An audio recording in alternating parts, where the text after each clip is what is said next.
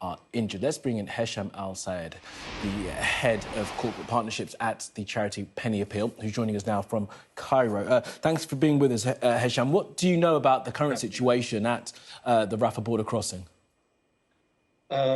We've just been getting the reports that we're seeing from your end is that the ambulances have been crossing in and returning back towards Egypt. Those that are severely wounded can now be cared for and attended to.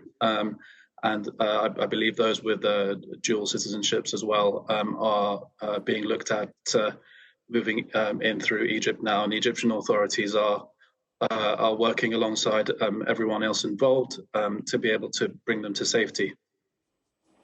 And that's interesting, isn't it? So you're getting reports as well through the media. What's the mechanism to tell humanitarian organisations that the crossing is open and that you can either take people out or send aid in?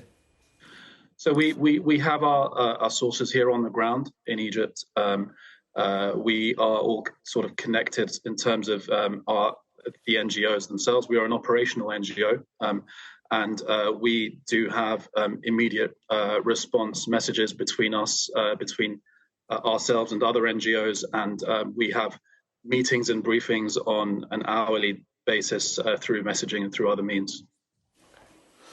Now, Hesham, what can you tell us about sort of the situation on both sides of that crossing? We're looking at pictures now of people getting across, but in what kind of situation do people find themselves having to wait in? The situation is, I mean, from what I understand, it's very limited numbers at the moment that they're coming across. The situation for Gazans on the other side and Palestinians it is very dire at the moment. It is a relief to see them across the other side, but obviously we are trying to advocate for more to be done on the humanitarian side.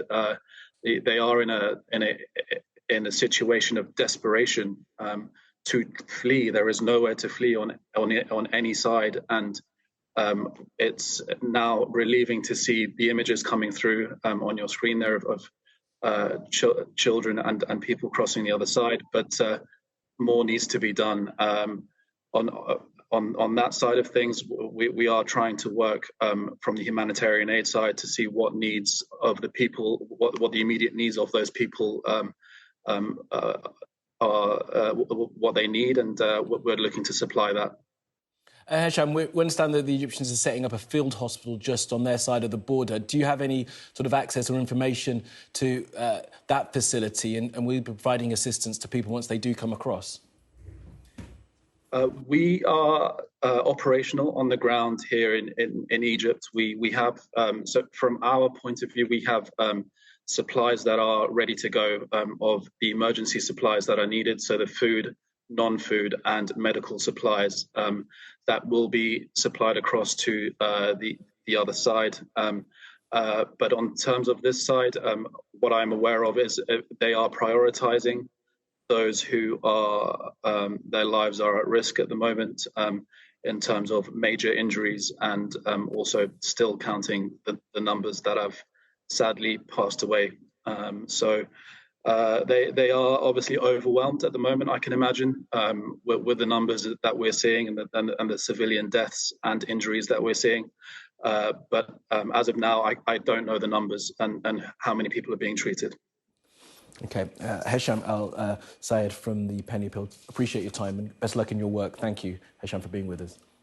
Thank you very much. I'd like to say thank you for all the donations globally to Penny Appeal and to the other humanitarian organisations. It's that keeps us going to help the innocent civilians. Certainly does. All right, Hesham, thank you for that.